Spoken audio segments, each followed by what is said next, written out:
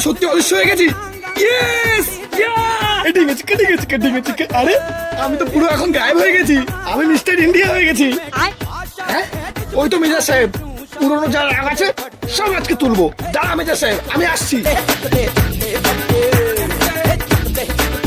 মাথায় চোট লাগার কারণে মনে হয় পাগল হয়ে গেছে।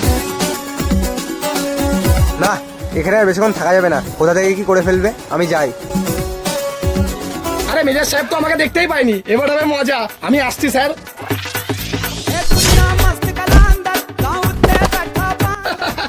এবার স্যার কিছুক্ষণ ধরে ভাববে স্যারের পাটা কেটে আনলো। স্যার হয়তো ভাববে মনে হয় ভূত চলে এসছে, আর স্যার ভয় পালাবে। অনেকক্ষণ ধরে দেখছি তোকে, যা ইচ্ছে তাই করছিস, একদম মাথায় উঠে গেছিস। এবার দেখ তোকে কি পানিশমেন্ট দিই। কালকে থেকে পুরো মাঠে 10 চক্কর লাগাবি। সব কিছুর জন্য ওই শয়তানটা দায়ী। দাঁড়া, তোকে আগে দেখছি।